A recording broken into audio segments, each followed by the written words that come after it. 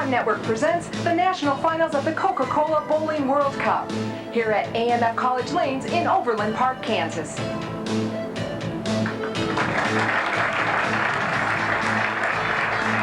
Hi everyone, I'm Jan Schmidt, and today you're going to be treated to some of the top amateur bowlers in the nation. And working beside me is one of the top professionals in the nation, two-time U.S. Open champion, Dana Miller-Mackey. Hi Jan, it's wonderful to be here, and I think we're in for a very exciting evening. We've got the top 3 men and top 3 women in the AMF World Cup Finals, which will go on in a stepladder format to represent us in Hermosillo, Mexico, and it's going to be a wonderful, wonderful night. So the 2 champions get to bowl in Hermosillo, Mexico, and that's going to be quite a competition because this year we have a record 60 nations going to be there. And let's talk real quick about the 3 women who are going to try for this position. Number 3 seed Carol Zarr. Carol Zarr is an interesting one. She finished 3rd last year, and she bowled 256 in her semifinal match, and I think it's going to be really exciting to see what she opens up with in the first match.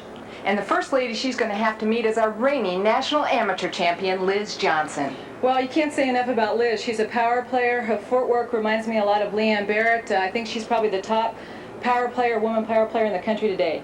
And sitting on the top of the ladder is a lady who's won the World Cup before back in 1976, Lucy Giovinco. Well, Lucy Giovinco, as you know, is no stranger to winning. She's won the World Cup before. She came on and took over first seed here at the tournament, and I think she's going to be very, very tough to beat.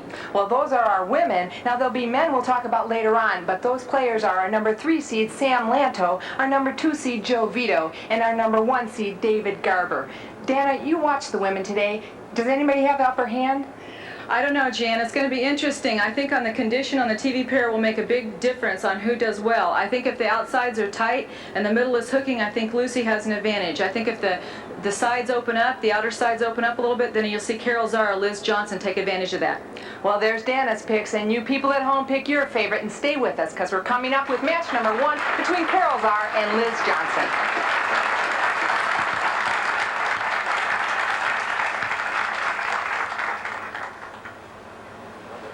Okay, we're here on lanes 19 and 20 for the opening match of this competition.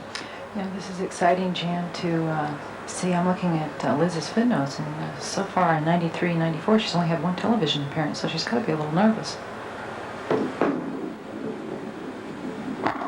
And what an opening shot. What are you going to say about that? 10 in the pit, she looks pretty pleased with it. I noticed that during their warm-up, both of them were playing a little bit deeper, so it might be hooking a little more in the middle.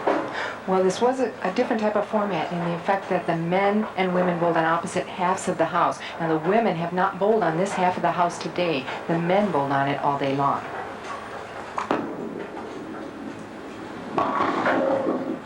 Coming through the nose, getting a good break. Yes, she did, and I noticed from her 256 game, she switched balls. This isn't the same ball she used in the semifinal match. She's gone to something that looks like it might run a little bit longer and finish a little harder later.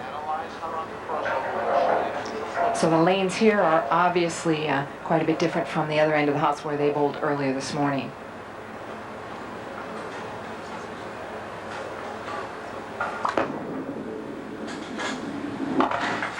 Covers the spare nicely. Yeah. One of the things to watch for, watch how she kicks her foot up. She kind of hop skips. Her push foot really doesn't really push off it. More is just like kind of a skimming of the surface of the lanes. And we talked to her about that. And I said, is that something you want in your game, or is that something that's just developed? And she says, really, it's just developed. She's tried to work to change it to keep her feet on the ground. And she says it slows her ball speed up too slow. So it's something that she's going with, and it seems very effective. Okay, and coming high again. Obviously, this pair of lanes is hooking a lot more for her. You know, getting back to that footwork, you know, she said she did try to change it, and it slowed her down.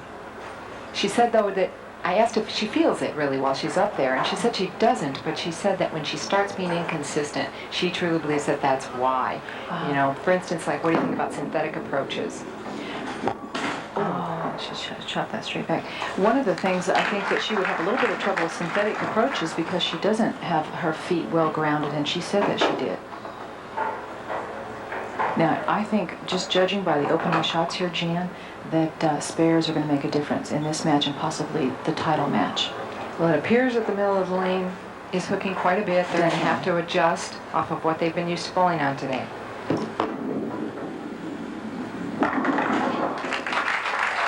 What a break for Liz Johnson, like she needs the breaks. Here you see her take a small first step, gets the ball in play onto a lot like Leanne, where she steps out on 3 to the side. It's almost what I call the tightrope walk. You get your hips to the left early. Now she thought that was a pretty good shot, I think, because I saw her loft it and hit right around third arrow, and it looked like it was going to hold, and the ball just never did hold. You see she has 3 career 300 games already in her young career. That was a great shot. Great comeback after Brooklyn. Looks like she moved her feet a couple boards deeper, and actually the ball just rolled out. In other words, it quit right at the pocket, and that's the best form of carry. Well, she appears to have lane 19 down. We'll have to see what she does on lane 20 next time up. Here's another good look at Carol Zarr, and she has her beat by 1 for 300 games there. What a great comeback after that open frame. Miss Fair, she comes back. She's got great poise, Jan. I don't see Carol Zarr ever get too rattled. Even when she opens, she never backs that up with another open. I've never seen her have 2 opens right in a row. She's always very composed and showed it there. Yeah, she's got a lot of experience. We've seen her bowl in the WBC Queens and a lot of other events, so she's been around the competitive ranks and the professional ranks, and she's handling herself well. A little bit high again, leaving the 4-7, lucky to only leave that. Yes. You know, one of her comments on her sheet was that she said she wanted to work on making her spares, but she said, she put it in an interesting way. She said she wanted to let herself make her spares. So that comes sort of into the psychology of it, to go ahead and make a good pass at it, be confident with it, and go ahead and trust the ball that it's going to get the spare. Cross lane, covers it nicely. And Liz Johnson has the lead over Carol Zarr right now. We'll be back with more from Overland Park, Kansas in just one moment.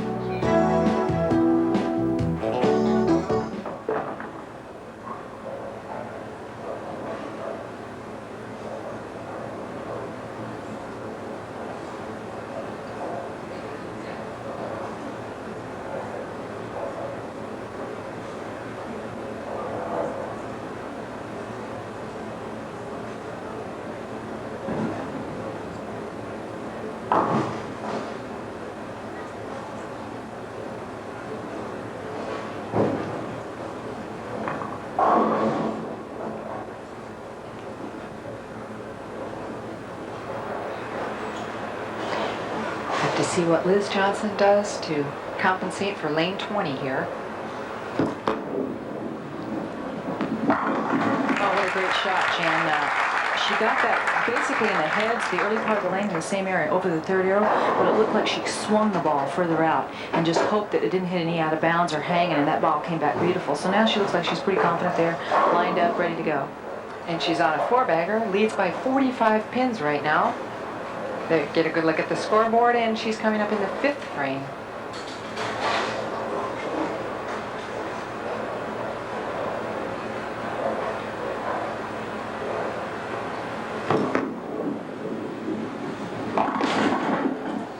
Now, Jan, on that shot there, I think the only mistake I saw her make is she rotated her thumb down early. Okay, here we go in the slow motion. She starts good, she's got her hand under the ball, the ball comes back, and right there she's around the ball too early, which causes the ball to hook early in the middle part of the lane, and the result is a split, gone high. In other words, mostly her hand was over the top of the ball. Correct. Yeah, I know a lot of players back at home feel that they need to force it to hook, and oftentimes that is not the right thing to do. Takes 2 as a good competitor will on those. It's oftentimes you need that pin count. You don't want to go for the split and take a chance on losing the pin count. Absolutely, especially there on the 4-bagger, because that counts twice. Carol Zarr, 9-7 match play record. She had to win a final match to get here against Lisa Vint. She takes advantage. Jan, she tuned the pick. Jumped right on that open. You see her? Get ready. There's her footwork. She comes back. She's got a nice loose arm swing, and she gets through the ball good. The ball's right on line. She doesn't cover a lot of boards, and the ball stops, which is what we call a rollout, and it's perfect. they actually did cut to the top 5 players here, top 5 men, top 5 women, and then 5 bowled 4 and 4 bowled 3 prior to the television show. By Yan. She got a good break there, Jan. She knew that was a bad shot. It looked like she kind of elbowed it, got her elbow around it, and was trying to help it maybe into the pocket, being a little maybe unsure of the lanes here, and got a good result out of it, really. So that's the same type of thing that you just saw Liz do. Yeah. Okay, so Carol was third going into the competition and had to bowl against Lisa Vint right prior to the show and won 256 to 224. Okay, here she goes. Everything looks good, pretty similar right here. Now she gets here, now trying to get it to hook, you see her elbow pop out. Actually, her hand is over in front of her face, and therefore causing the ball to hook in high. So she really got a good result out of it and spared it. Okay, Liz is up in the 6th frame. She leads by 30 now. There's still a lot of room and anything could happen here. That was a great shot by Liz. Everything really took her time, made a good pass at it. It was almost identical to the shot before on lane 20. Actually looked like that 10 kicked out just a little late. You see the ball at third arrow, over the arrows, running it out to about 8, 9, and just does kick out the 10 pin. That's because of the rotation and the finger she gets on the bowling ball. It's just terrific release. There you see a 30-pin lead. We're on into the 7th frame with just that one errant shot by Liz Johnson. Great shot. That was a great shot all the way. You can see the trajectory of the ball. The ball was on line. And we'll be back with more from AMF College Lanes in just a few minutes.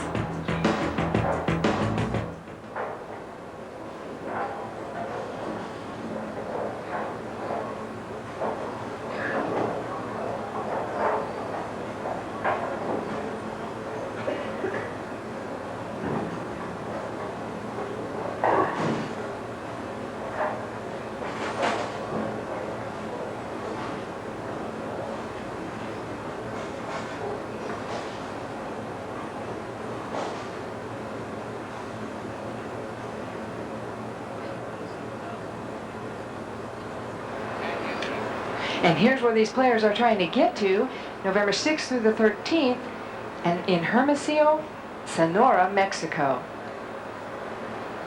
Those will be the finals with 60 nations represented. You know, that shot there by Carol didn't look that bad. It looked like she got through it. Looked like she kept her elbow tucked, and she's kind of puzzled. Looks like she's kind of wondering, gee, that was a pretty good pass at the ball. What's going on? Yeah, it's hard when you get to that point, isn't it, Anna, when you aren't quite sure if you did something wrong or if the lanes are really breaking down that much. You know, now she made a good pass at this there, a very confident pass. At this point, Jan, you want to go with what got you there. You don't want to second guess yourself so much by the time you get on the TV show. You want to go with what got you there, bowl confidently, and don't spend too much time analyzing. Keep it simple. Okay, Carol trails by 41 with just 3 frames left. She's really kind of must strikes here for Carol. She needs to get it going, definitely.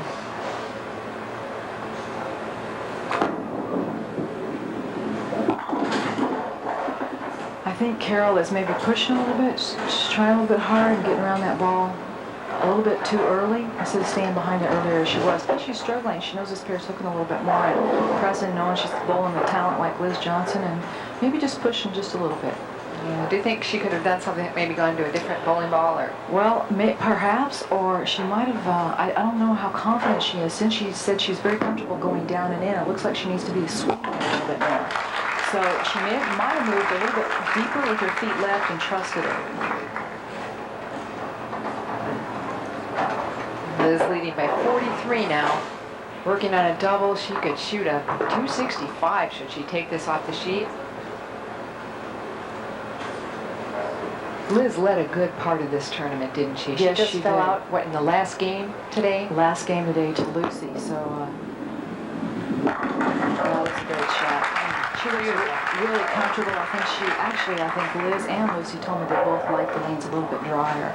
So this being the case on this pair in the middle, I think she looks very confident, very comfortable with it, and it'll be interesting to see what happens as she goes along here. boy, any of these players would be great representatives for the United States over in those finals. She stayed behind that one. It was great. Didn't get around it early and just let the lane kind of suck it up into the pocket. It was terrific.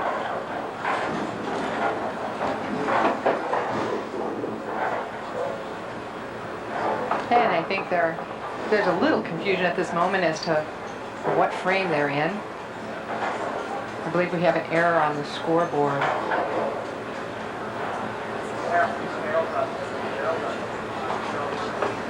Okay, we had an additional strike on the overhead scoreboard, the one the players could see, and so they were a little bit confused. But actually, it is the 9th frame. Carol Zarr is bowling. She will bowl the 9th and 10th, and then Liz will be up in the 10th frame. Oh, and she's lined up now. Yeah, she's lined up.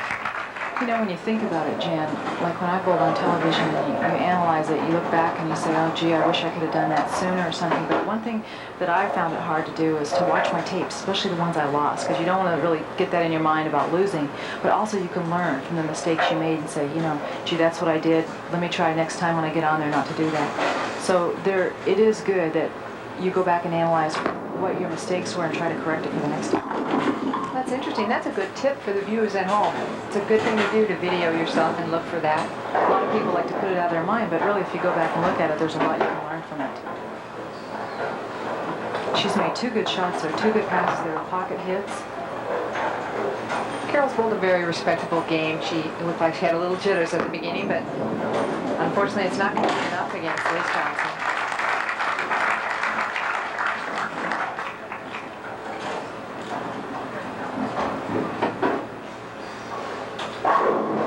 One thing, Jen, I think the viewers might be interested to know that when they go to represent the United States against these other countries, there are some terrific bowlers from some of these other countries. And it's very, very tough to win the International World Cup. So we need the best possible representative that we can have. And a respectable score of 182 from Carol Zarr. Liz Johnson, meanwhile, could still go off the sheet for 265. Carol Zarr will finish up in 3rd position.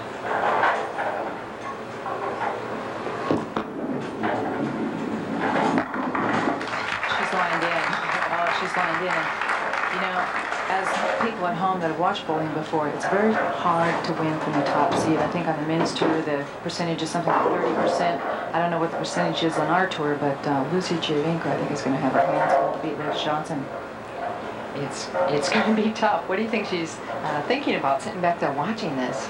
Well, I know that both of them like the Lanes hooking, so they both have something they're comfortable on, so I think it'll be a matter of who gets the carry early. You know, on Liz Johnson's sheet, she said the thing that she thinks is most unique about her game is her hand release and her ball speed, and she is able to throw the ball very, very hard, which is effective. I think that's a hard thing for women to do on a consistent basis over the long haul, is keep that ball speed up. Right, she does throw hard. She throws it, you might view it more like the way some women might release their ball and throw the ball with the speed and the turn rate. Liz Johnson ending up with a score of 264. We'll be back for the championship match. Liz Johnson versus Lucy Giovinco here at AMF College Lanes.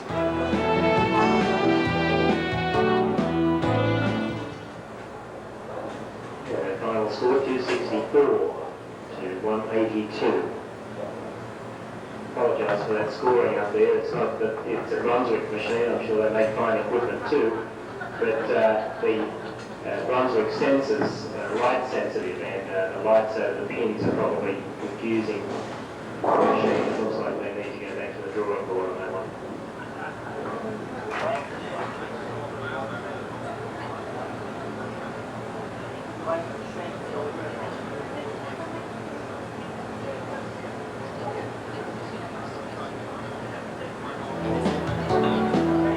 The national finals of the Coca-Cola Bowling World Cup is being brought to you by Coca-Cola, always refreshing, always Coca-Cola. By the AMF Ninja RPM Bowling Ball, it will rev up your game. And by AMF Bowling Centers, the world's largest operator of quality bowling centers, where you can always join a league.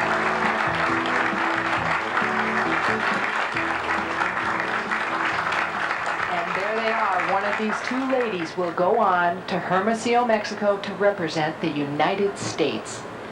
Jan, if we had to have a finals out of the whole field, this is probably the most exciting finals we could have picked. You've got the top two amateurs. Here's Lucy, who's probably the veteran amateur, has been bowling for 20 years and has a ton of amateur titles. Ooh, and the opening shot going a little bit high. A little bit high. I noticed during her warm-up she moved. She noticed that they were hooking a little bit more. I think that doesn't bother Lucy at all. She said earlier she likes lanes hooking. The more they hook, the better.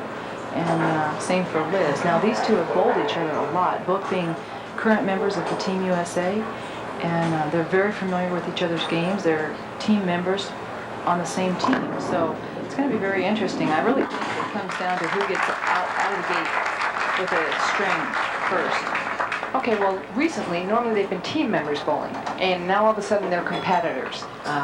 I think that's hard, psychologically. I think that's hard to all of a sudden go for cheering for each other. I noticed that a lot this week, watching the tournament. They were really into cheering for each other, and I had to laugh because I thought, boy, you come out on the pro tour and hardly ever see that. Right, we commented on that. It was very unusual. The sportsmanship that went on this week, it was great actually to see. It is very, very encouraging. This opening shot here by Liz. Okay, you see her. Everything looks good. Now, it really was a good shot. She might have had a little bit inside of her mark, but one thing I really remembered that I heard Bo Burton say on a telecast is after you've sat down during a commercial break, make sure you keep your ball speed up. When you go back out of a commercial or a break and you start up again, I think her ball speed was maybe just a little bit slower. Exactly, and that often happens. Often. Really, your muscles tighten up a little bit, and it's difficult to keep the speed, especially at the velocity she's throwing. And you know, with experience, I noticed what she did while she was waiting for Lucy to come on during a practice session. She just sat. And I thought, you know, it'd be good if she was up stretching or moving or, you know, swinging her ball to keep everything loose. But I'm sure she'll learn that in no time.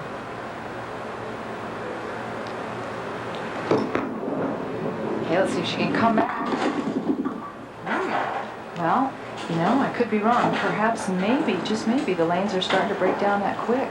I talked to some people earlier. They said the heads really went quick. Even though they kept a lot of oil on them, the heads started moving early as they bowled. So this might be the case with the lights on them. Lights do affect lane conditions. The heat either causes the oil to absorb, and sometimes they get dry. So Liz might have to move in even deeper.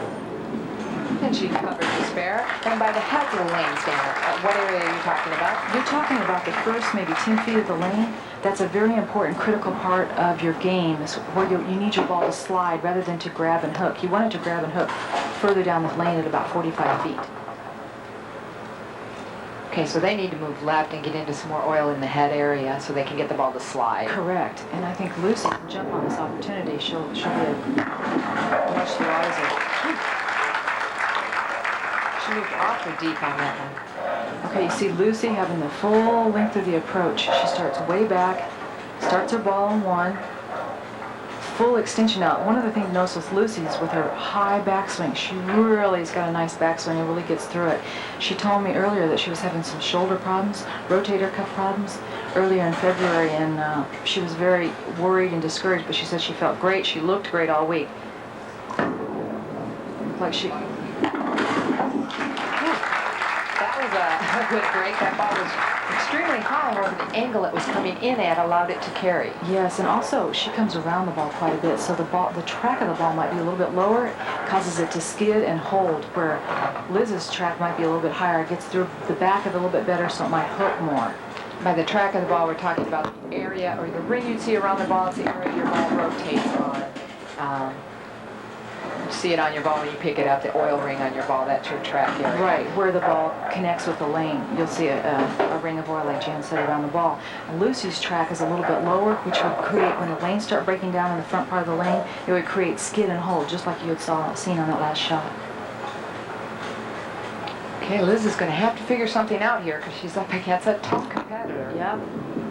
And Lucy's getting a nice reaction. Now Liz, I think, either needs to cause the ball to spin a little bit more so it's not hooking, or move even deeper, and she needs to do it quickly.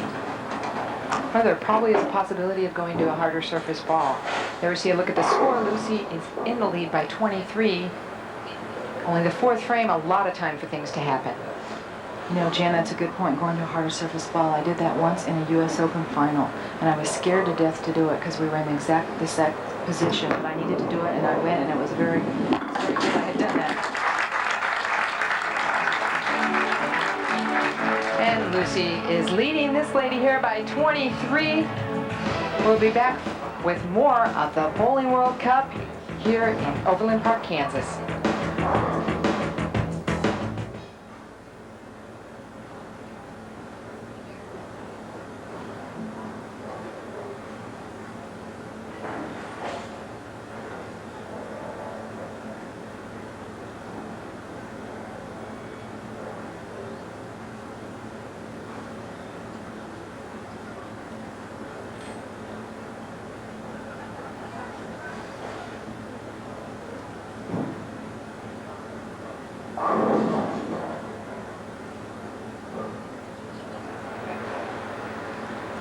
And here's Lucy up in her fourth frame.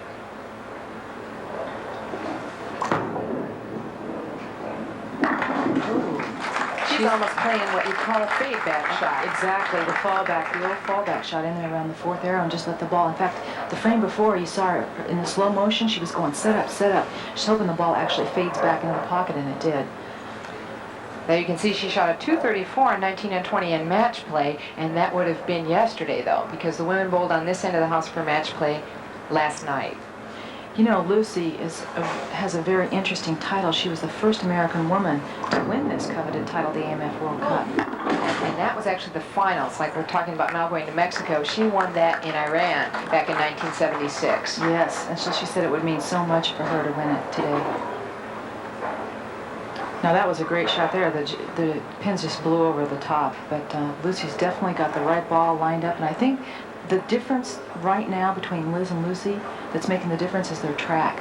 Lucy's tracking a little bit lower, creating a little bit skid in the front part of the lane, and it's holding better than Liz's. That's more of a spin as opposed to a roll. Exactly. And she covers the spare nicely, not letting anything get away from her there. Liz is on a strike, trailing by 31, coming up in the fifth, and could reduce the deficit to 21. There you see, we mentioned earlier, she's the women's U.S. amateur champion.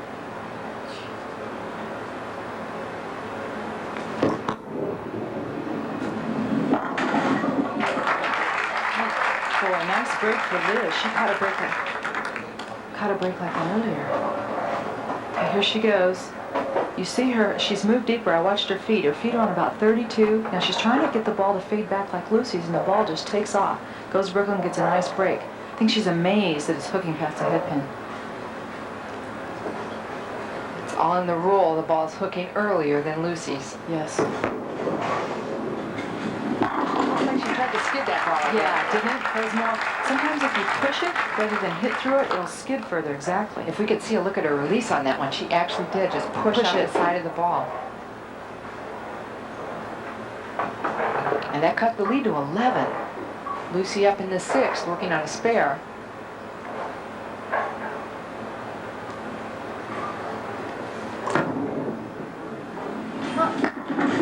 Oh, what a great break for Lucy. The ball going in the pocket there, it really wasn't turning left of the pocket, and I thought she might leave maybe a flat 10. What a great angle, great shot, and good carry. That's what's difficult about that angle, isn't it, Dana? That Yes. you're actually fading backwards, and if you aren't high or solid in the pocket, you could leave some disastrous splits. Yes, like an 8-10 possibly, or hopefully just a 10 pin. But that was a great shot and a great break for her. Okay, she can increase her lead back to 21 should she strike here. Oh, solid. Okay, don't go away. This could be an exciting finish to our championship match between Lucy Giovinco and Liz Johnson here at AMF College Lanes.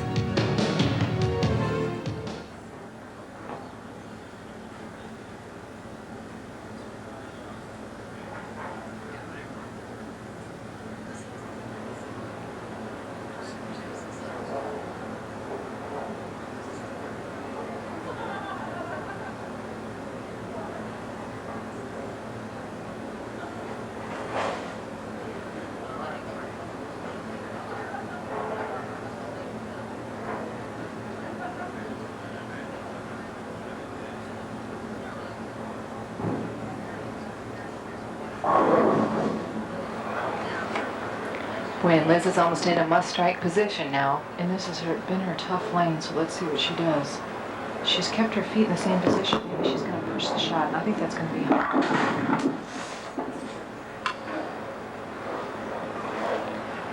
She came a bit high. Gonna need to spare it up and set one up in the 8th frame so she can go on to put a little pressure on Lucy. Yeah, this is a must spare, Jan. And how would she convert this? Well, you definitely have to get the front pin in any spare conversion where you got multiple pins. You've got to get the front pin to have any chance at all. And with the oil out there on the edge, just out of bounds, it's really important. Oh, what a great shot. Great shot by Liz. Well, that's exactly what you wanted to do, though. Hit the ball, hit both pins with the ball, right? Exactly. You see it catch the oil and it just slides. It gets the front pin, kicks back and gets a 10 pin. Great shot. Now, like you said, Jan, she's got to have this one. And I think this is really, she's a little bit more confident on 19 anyway, so this is her good lane. She struck the last 2 times on this lane, and she's in the 8th frame now and trailing by 23 pins. And that was a great shot. Kept her ball Nice speed shot. up. Tough break leaving the 4 pin. Ball finishing just a little too hard. A little too hard. Didn't really roll out the 4 pin there, but kept her ball speed up. Put it where she wanted, just needed a break. We were talking earlier about getting the breaks at the right time. You've only got 5 frames on each lane. If you think about it coming down to the title match, and you've got to have a break. That's not a lot. It's not a lot to line up either. And she covers the spare, keeping herself in the match. Lucy working on a double here. Up in the 8th and could increase her lead to 34 pins. This is a big strike for Lucy.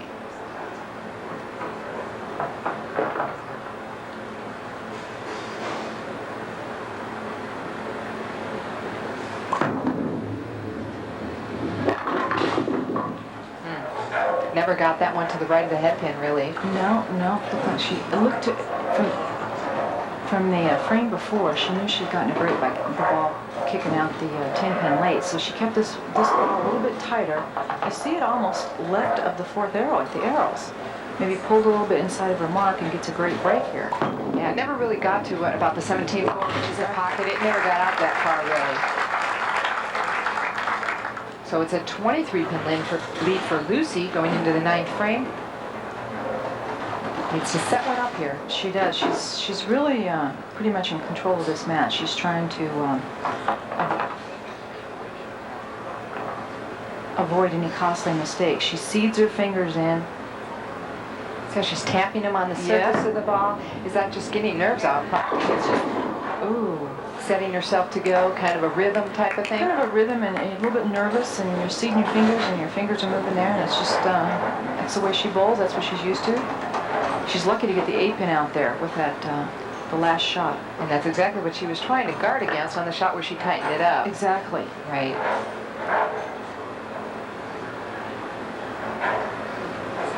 So just convert this spare. Cross lane.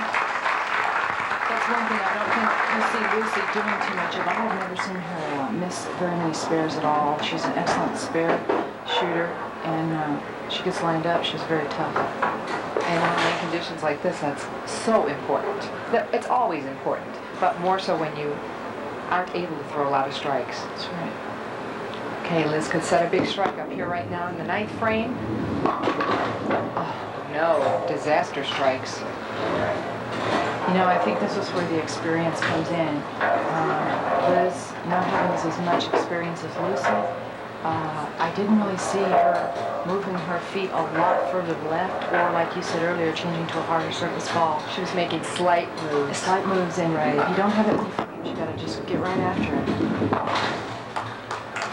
Okay, so that really hurt Liz's chances.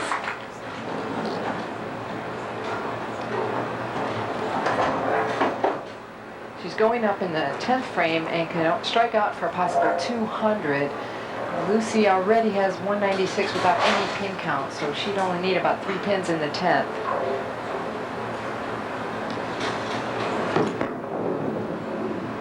That was a great shot. And now really the pressure's off. Yeah, the pressure's off. I think she's a little bit even. You know, you start to feel the disappointment. You can feel it in your heart up there. Everybody is looking at you like, you know, what are you thinking? But already you feel the disappointment setting in, and you're just trying to make good shots and think, oh, you know. She, like you said earlier, she led this tournament all up till the last game, so you know she's going to be disappointed. She's bowled great. She has nothing to be ashamed of, and I will see her again many, many times. Okay, well that pretty much does it. Now Liz Johnson will finish up in second place. And our Coca-Cola Bowling World Cup champion for the United States is Lucy Giovinco. I think Lucy's just, I would be surprised if she doesn't start crying. This is something she's wanted for a long, long time. She has almost 20 years of amateur bowling, and this is something that she's worked long and hard. You know, she said earlier to you that this one meant a lot more to her, because up until the last 3 years for this tournament, they didn't have this type of qualifying to get into those international finals. They were seeded because of collegiate ranks or any kind of U.S. championships, and they didn't have to go through this long qualifying. And I think she wanted to earn her way there. You know, even if she had earned her way there before, she wanted to earn her way this way. And you see her saying yes there. Finishing it out nicely. One thing to mention about Lucy, she's always used a 15-pound ball. For those of the women out there wondering, you know, what weights these women use, she's always bowled with 15. She says it helps keep her from getting injured, and she really thinks with the resin reactive balls, you don't need any more.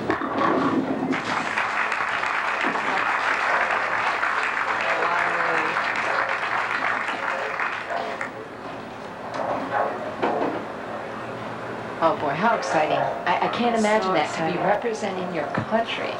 And I'll have to say I'm very glad she's my WIBC team captain, so it's going to be great bowling with her this year. And when we return, we're going to crown our ladies champion of this World Cup, Lucy Giovinco.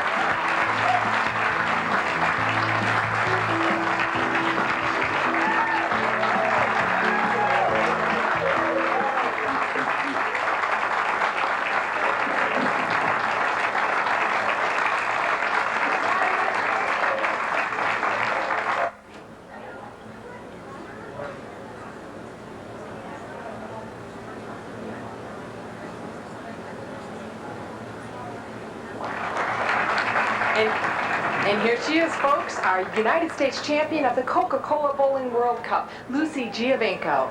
Congratulations, Lucy. Lucy, what do you think was the turning point this week in your victory here? Well, my game plan this week was to be aggressive from the start. Lots of times I start my tournaments in a hole and have to work my way out of it. So I decided to be aggressive each frame and try not to let too many open frames go by. You did a great job. Congratulations. And here to present you with your fine trophy is Greta Bill from Coca-Cola Fountains. Greta? Lucy, on behalf of Coca-Cola, I'd like to congratulate you in winning the Coca-Cola World Cup U.S. Championship.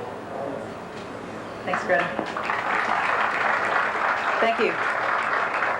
First, I'd like to thank AMF for running a superb tournament. It's been great all week. They ran a really fine, tight ship here. Everything was on time and very well done. And also Coca-Cola for sponsoring this great event. We really appreciate it. And last but not least, AMF College Lanes and their staff. You guys did a great job. Thanks.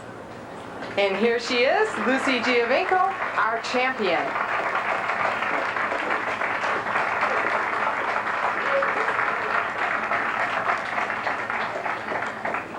And that was a very exciting championship match. And now we've got our men coming up, and I hope that will be just as exciting. We've got our number 3 seed, Sam Lantto.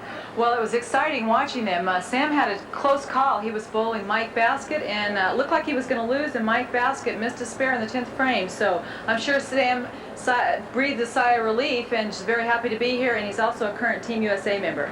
And somebody who made a big comeback this week, Joe Vito, in our number 2 spot. Well, Joe Vito's tough. He's kind of what you would call a professional amateur. He's a terrific competitor. I never counted him out, even when he was struggling in the early part of this tournament. He's always going to be there. And somebody who dominated from last night on, David Garbo in the lead. David Garber is excellent. He's a current member of Team USA, or has been in the past. He's an excellent competitor. He looked like he got lined in last night and never stopped, came in today and just continued keeping the lead and distancing the rest of the field. And we're ready for our first match between Sam Lantto and Joe Vito.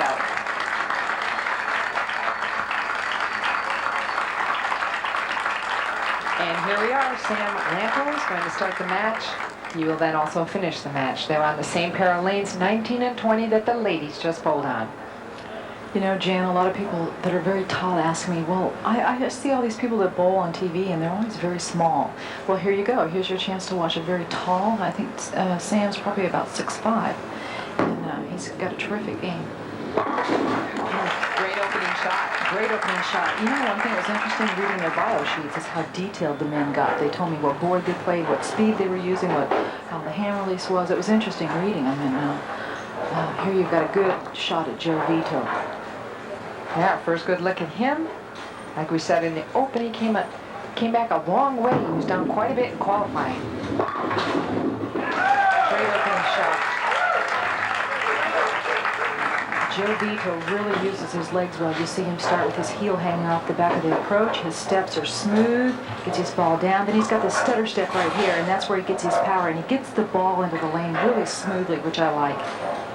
Gets a nice roll on the ball. Excellent roll on the ball. He's got one of his comments on his sheet was that people are surprised at how hard he can throw it and how much he can get on it for being a small person. There was a lot of net ball. Joe is what you call a money bowler. The more pressure there is, the better Joe gets. Sam Lantto's going to have to keep up the pressure, but he could be tough on this pair this morning. As you saw, if you were watching a little earlier, he shot 290 on this pair of lanes. That was today, so he had these figured out before they started to break down. I think he's very happy this is the TV pair. Let's see what he does. Ooh, finishing a little bit high, a little bit of a bad break, but he was high.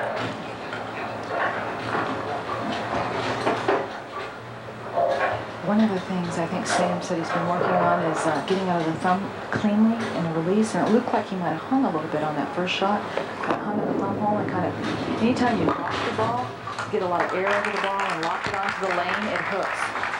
So here you see he's very tall, he's got a smooth game, gets the ball into play, got that short stutter step, and you see him loft it out there, gets through it nice, good body position.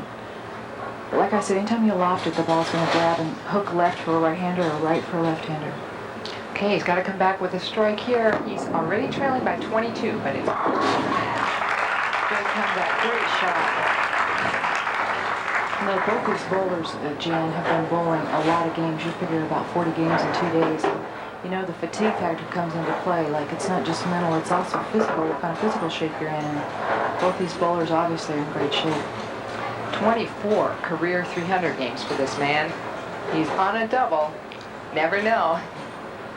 And he stopped. I think Joe heard something. Possibly us here up in the booth. You know, a lot of times, yeah, he's looking over to the cameraman. I think a lot of times people don't mention that you've got these cameramen off to the side, you got people off to the side watching you, and it can be distracting. He showed his composure by backing off. Yeah, it might have distracted him, but he did the smart thing. He backed off, he regrouped, and started over. Let's see what happens here.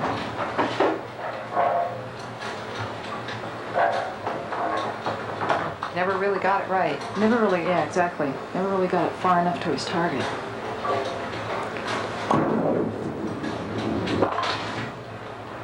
That is a bad break.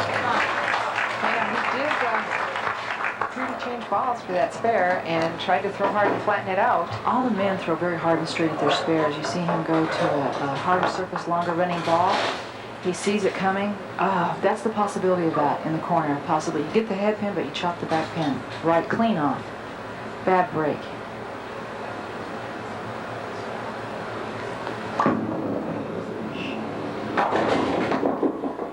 Looks like he's just lost his composure from that distraction, and he just needs to regroup, pull it together, and not let that bother him.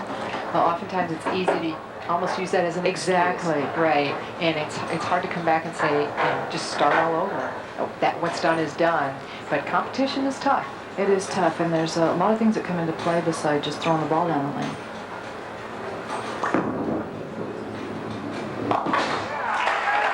Great. Well, we're only through 3.5 2.5 frames here, but Joe Vito has a 7-pin lead. We'll have to wait to see what happens when we come back.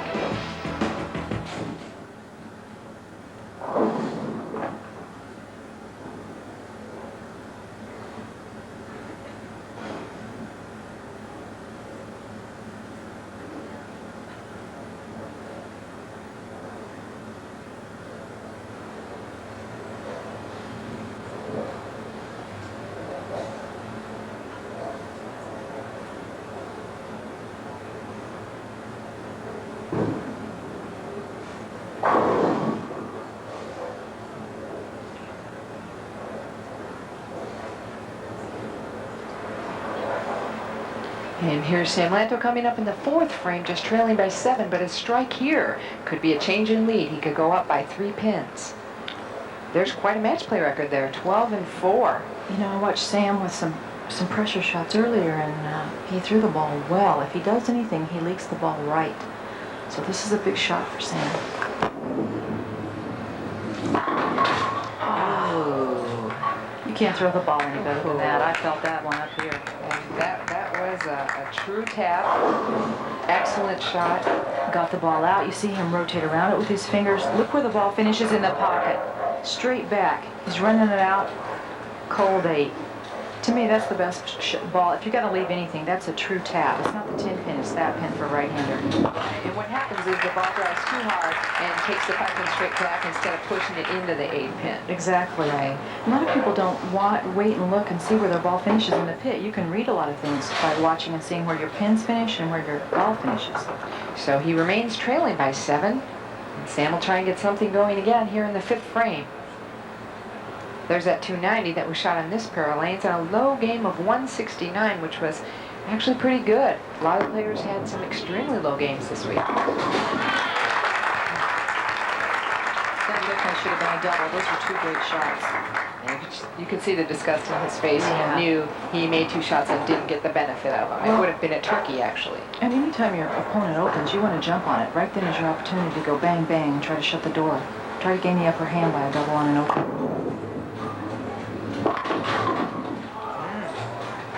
Wow, Joe's struggling here. That's unusual for Joe. It possibly could be the lanes moving. You see him getting after it good. He opens his shoulder, closes it, gets the ball out a lot further, and the ball just jumps. That's highly unusual for Joe, but I don't ever count this player out. I've seen him come back, as we see, he won the 1989 Super Hoinky for $90,000. So he is a money bowler. He's a money bowler. Well, he's now just lost the lead, and he is now trailing by 6 pins. So it's a close match, and this has been back and forth.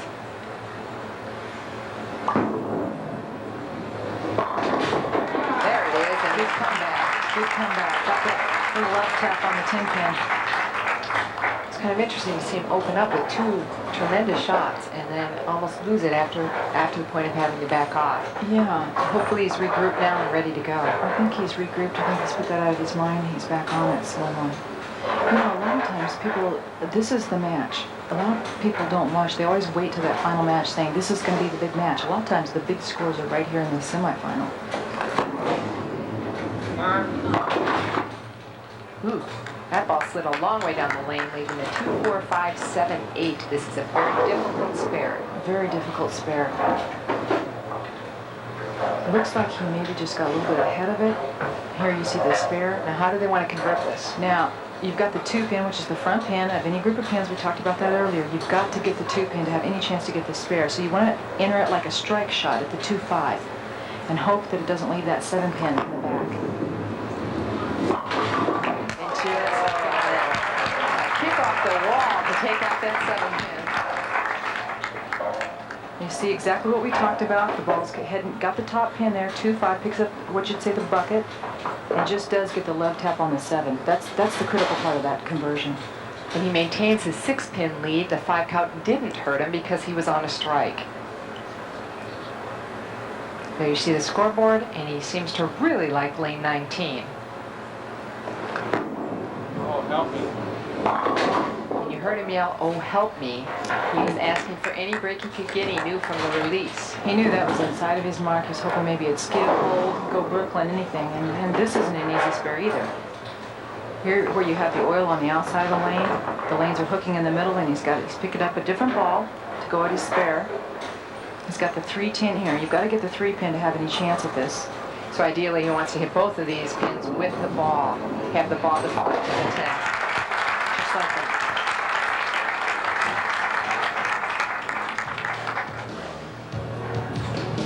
There's that bucket conversion. And we're through 6.5. We'll be back with the exciting conclusion of this match in just one moment.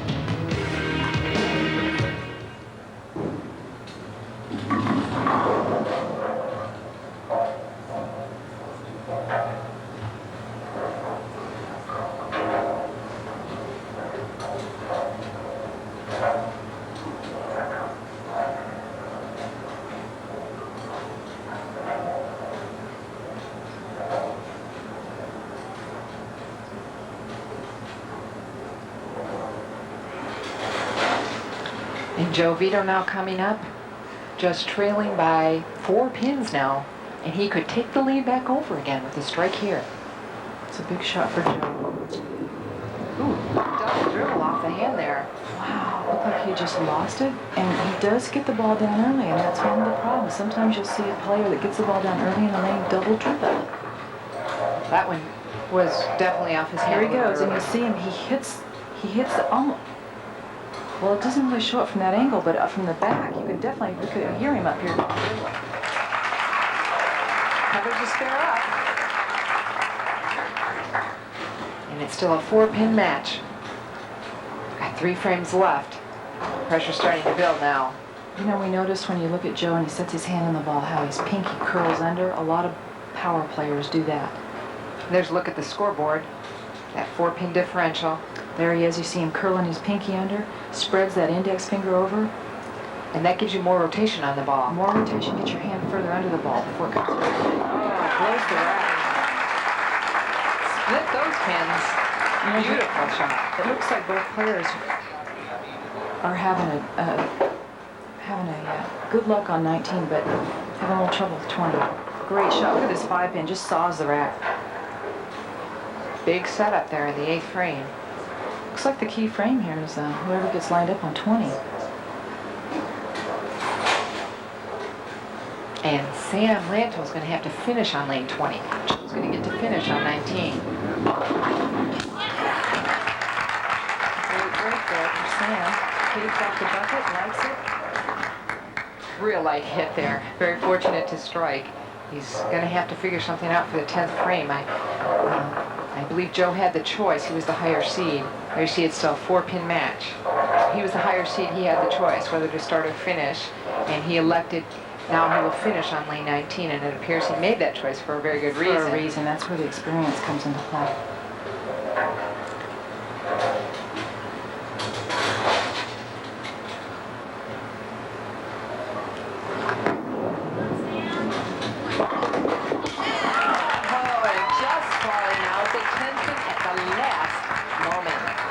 What a great shot.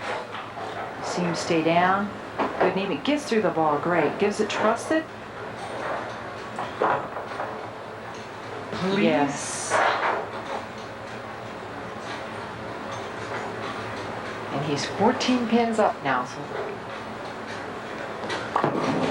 big shot right here. Yes. What a shot under pressure on it. Lane is not sure about. What a shot. Here we go.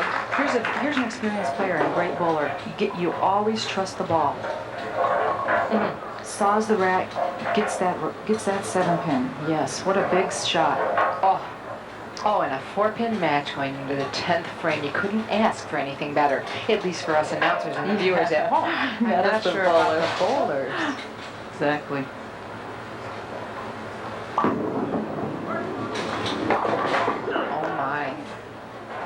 You know, Jen, I think he felt good about it, but look like he lost a little bit, maybe just a little bit early. And yeah, here he goes. He's hoping it'll get up, get up, get up. Oh, he was trying to help it, but it didn't make it that pin count. Could have hurt him also. He's got that same difficult spare that Sam had earlier, and he's changing balls. He's taking his time. This is an important spare here. He needs the mark and a strike, I believe, to force Sam to mark in the 10th. What a great conversion. Boy, it's amazing to me how the men shoot dead hard and straight at those spares. Did you notice too how Joe got over to the left side of the lane and the left-hander's oil and went hard and straight up behind it? He didn't go from the right side and try to hook it into that spare. Interesting. Well, there's two schools of thought there. Yeah. However, the way he went at it, he could have easily chopped and left the 5-pin standing. Exactly. So there's two ways to look at that. I guess he picked the right one for him. For him, exactly. Again, pin count, very important here. He needs to get some good pin count. That's what he was going for, pin count. You notice how he threw it hard and straight down the middle. He was going for pin count.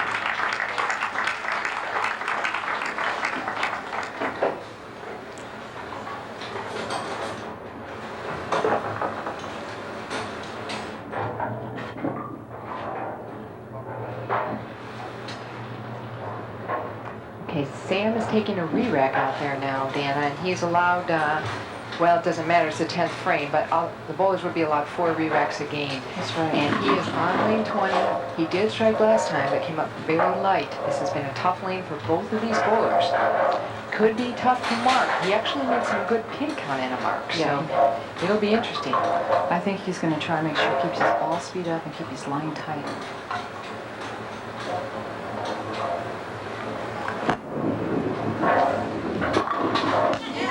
Yeah, there's the best kind of mark. Best kind of mark. He actually looked a little slow on that one. Yeah, he did. And it looked like, had the lane been a foot further, things could have been different, but it was just right. I think the nerves come into play a little on that. Yeah.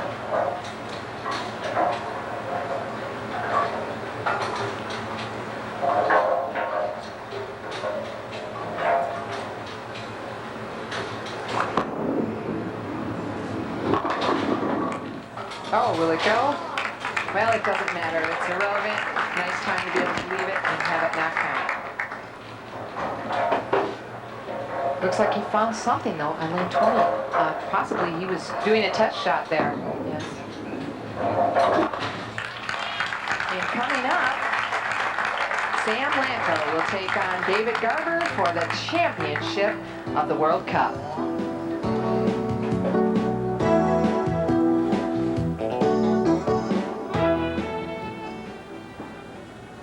So win to Sam Lantto, lead by 20 pickets to 5 to 185. Joe Vito finishes third this year. Pleasure to have him in the tournament, and $1,400 for him. Another job.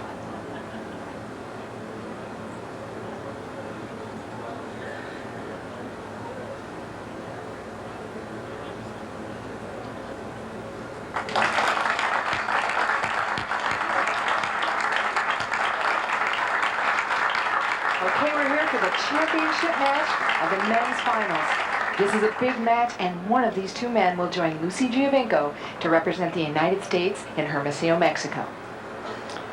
Well, there again, here we are in the men's final, which is very similar to the women's final, Jan. These two are both current Team USA members. They're good friends, know each other, bowled against each other a lot, and we're back to that team versus individual concept. So it'll be interesting to see what happens. I'm glad it's not me having to do that. Me too. Just what we saw all last night and most of today.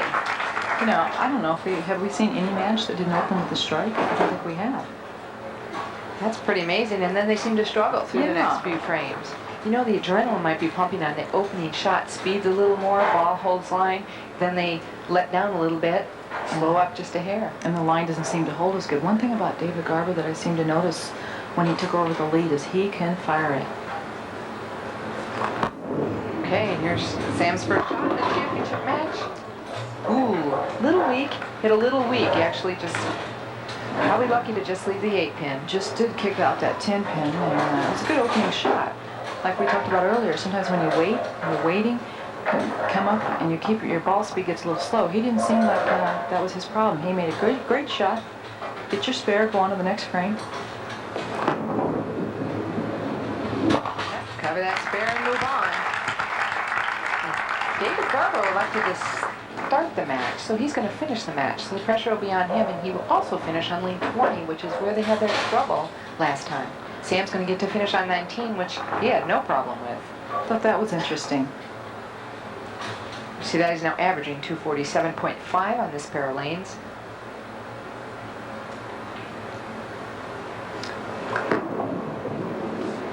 Much better shot. Got through a little stronger. Make sure he kicked out those back row pins. I noticed also too about Sam Lantto. Did you notice that he elected to go with one of the maybe not quite as reactive resins? He's using something that they call a beyond reactive, and it was interesting. I know some of the people thought the reactive resins overreacted on the condition this week. There's his average for the entire tournament, 227.31 for David Garber. Can he open with the same result as the players were having last match on lane 20, going high? Again, having to fit the ball, to shoot the spare, fit the ball between the two. You know, when you you can see him using his legs, and he's standing on it, what we call standing on it. Runs the line and just fires it down there, really gets a lot on it. Sometimes the tendency is, instead of staying down on your shot, you stand up a little bit on it, which causes you to pull the ball inside your mark. That might have happened just a little bit with David there. You know, he is not changing balls to shoot this. Slid by. Here you go, what a great game. There again, back at the back of the approach. Very good basis, keeps his head steady. His head never moves. Really gets up through strong with it. So close. That's a good example of how you must hit the front pin in any spare conversion to have any chance at all. And if you hit the front pin, anything could happen. It Exactly. could bounce out. Right. You know, David took over the lead in the last 4 games of match play last night, and just to note how tough he was last night, those last 4 games were 269, leaving the 7 pin. Back to that, he shot 269, 269, 219, and 266 to finish up his match play, to take that lead, and he never relinquished it. And he's going to have to get something going here if he wants to hang on to it during this match and become the champion. I think David's got a real good combination of forward ball roll and side ball roll. He's able to get up to the back of the ball good, but he's also able to get around it enough to skid it through the front part of the lane. Sort of like a 3/4 type, is what you call it? I'd say Get a little side, a little forward roll. Yep. A good hard rolling 3/4 ball. And I noticed he chose axis weight. And we'll get back to that thought in a moment. Help, help. Help, he's yelling help, and he got it. Ball coming high, and lane 20 still seems to be a mystery to the men out here today. I think Sam's wondering, should I move out and fire it, or should I move in, maybe loop it a little more? I think the person that figures out 20, there again, as we saw in the semifinal match, the earliest and the quickest is going to be the winner. Converts the spare nicely. He also changes balls to shoot those left side spares, in addition to the right side. I noticed Sam said one of his hobbies is computers. And that really comes into play anymore in bowling. We have all our computerized scoring mechanisms. And you see that 12-pin lead by Sam?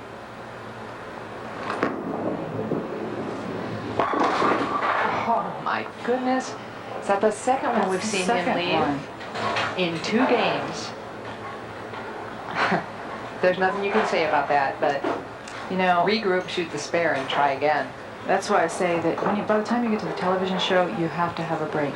You have to have a break along. I mean, that's why, because you can hit the pocket, but the one that carries those off hits are the ones that win. And Sam Lantto in the 4th frame is leading by 11. We'll be back with more action from Overland Park after this.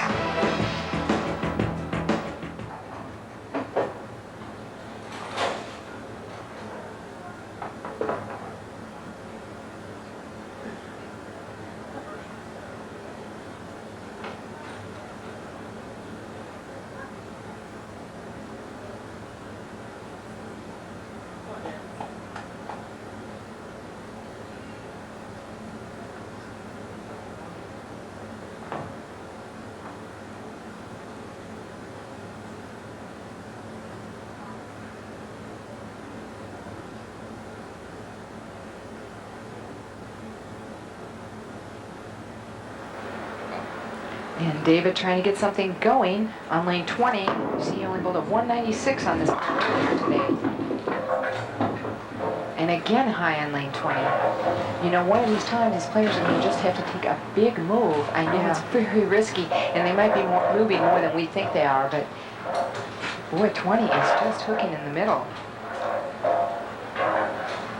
You know, I got tickled at David's comment on his sheet. I said, what's your strategy for today? And the answer on his sheet said, fire away. It looks like he's trying his best to do that.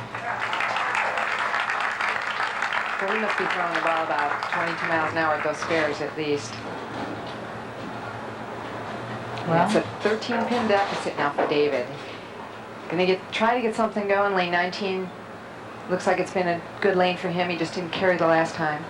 He needs to, right now, you're going into the 5th frame, he needs to start putting some pressure on, especially in this final match. This is where you want to start getting something going, getting something together so you've got some pressure put on the other person. And not wait till the end. You want to get the momentum to your side Exactly. also. My, and that was his good lane. You know, now that would have been a good shot on 20, I think. Leaving a 2-4-10. Here you see him, he really gets through it, and the ball seems to hit like maybe a patch of the oil out of bounds or something and just never catches, never turns up. This is where you can almost throw the ball through the break point and never gets a chance to hook. Oh, taking 2 off of that, hoping for something to bounce out of the pit. And things don't seem to be going David's way at this point in time. Sam's going to step up and try to put additional pressure on David. He now leads by 27 pins. You know, my brother once told me, Mike Miller, who's on the men's PBA tour, Jan, that he said, okay, when your opponent opens in the middle of the game, that's like your invitation to put a double on him, to start shutting that screen door. So this is what Sam needs to do.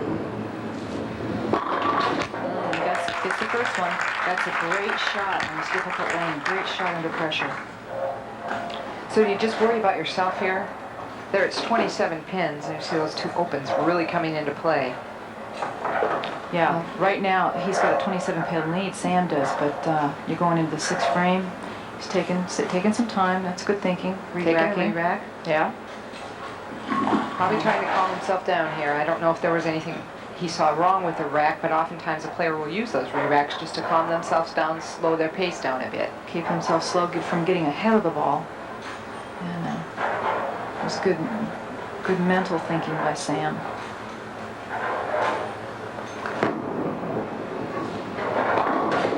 Ooh, and a nice shot. He's talking to himself after that one. He's wondering, gee, 8-pin, 9-pin? What's going on here? Got a 4-pin. At least it's odds are very good at getting this spare. So those of you at home that leave all these pins in league, it happens on television also. It sure does. For those people at home, too, that are watching and going, gee, I think I could bowl a lot better than that, they don't realize how much pressure is involved when you bowl on television and what you've gone through to get to this point. These players have been through some grueling competition for the last few days. So, and also the lane conditions that go on and the lights that affect it. I think that a lot of times they're not bowling on maybe just what they bowled on to get here. So, you know, it's very tough. Did one thing to get yourself to this point, and you would like to continue to do that, but oftentimes because of the pressure and the light, things change. That was a great shot. Looked like he moved in deeper and hummed on it. David's got a great attitude. Somebody mentioned earlier that it's sort of like he's got this very carefree, wing it, get after it attitude, and it never seems to be uptight. Okay, really needs a strike here. He could cut his deficit down to 17 pins with a strike here and get the momentum swung to his side. So this is, I think, one of his biggest shots of the whole tournament.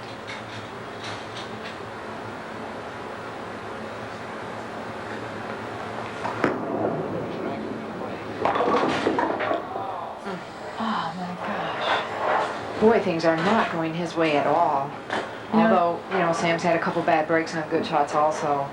You know, going down the lane, it didn't look any better to me. I mean, you can't throw a better shot than that. And there again, there's the break. There's the break factor there. Maybe the pins were offset just a hair or something. He can't throw it any better than that. That looked like an excellent shot. I thought it was going to rip the rack.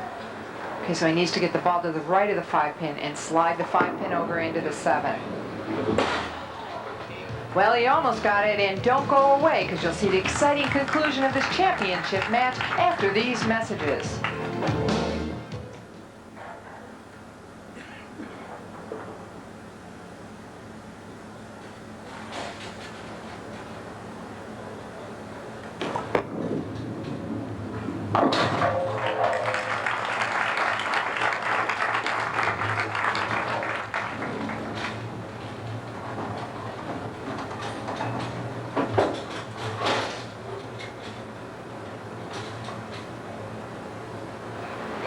And David Garber is now going to be up in the 9th frame. We bowled through 2 frames there. Sam spared in the 7th, struck in the 8th, and David had a spare in the 8th, and is now still trying to set something up, but I'm afraid it's too little too late. You know, David has to be disappointed at this point because the lowest game he's bowled over his match play record is 178. Unless he strikes out, he's going to have a lower game than that, and that's really disheartening. Your worst game is the one you bowl on television. It's a sick feeling. I've been there. It's a sick feeling in the pit of your stomach. Yeah, the best David could do would be 178 if he strikes out. So Sam really only needs to mark in one of these next 2 frames.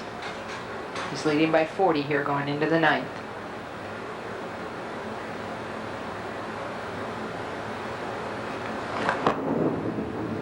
Out. Again asking for help. You know, he did get those bad breaks on those good shots, but he's gotten some good breaks on some bad shots. Exactly. So sometimes It evens out. Right. You know, and one thing about Sam, he has a very good, consistent release and approach that he gets up there, and he doesn't get himself in a lot of trouble. He doesn't have such a big strike ball that it gets in those big churches or big fours at one time. When he does get it goes higher or something, the ball ends up leaving him 8 or 9, something that he can pick up. And there's a look at the score. All Sam needs is some pin count. Does not even need a mark in the 10th now. Boy, that's a shame. But to put it all in perspective, you know, David may be finishing 2nd, but there were 7,500 entries into this event. It started at qualifying in local centers and then regional qualifying. A nice shot by Sam. And there you can see the disappointment. But boy, I mean, he beat The a best. whole lot of bowlers here, and This all has the to give him a players. lot of confidence going to the World Cup in Hermosillo, Mexico, and he'll make a fine representative. Be one of the current Team USA members, Sam Lantto.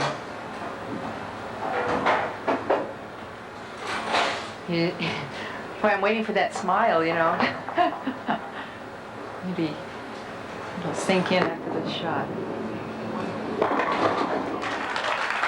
And there's the winner. We'll be back to talk to him and crown our new men's champion, who will join Lucy Vito, representing us for the United States.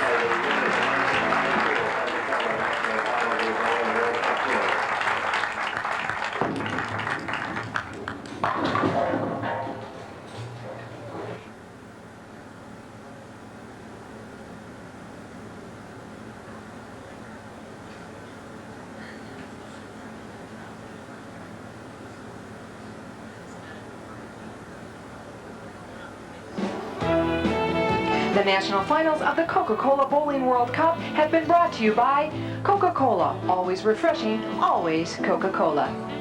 By the AMF Ninja RPM bowling ball, it will rev up your game. And by AMF Bowling Centers, the world's largest operator of quality bowling centers where you can always join the league. And here he is, Sam Lantto, our World Cup champion. Final score 197 to 158. Sam, you were 21st after the first day. What turned you around? I think I finally got a little smart. I tried to play with the big boomers out there, and the shot wasn't for me in there. I had to move outside, and I think I made a good move. Congratulations.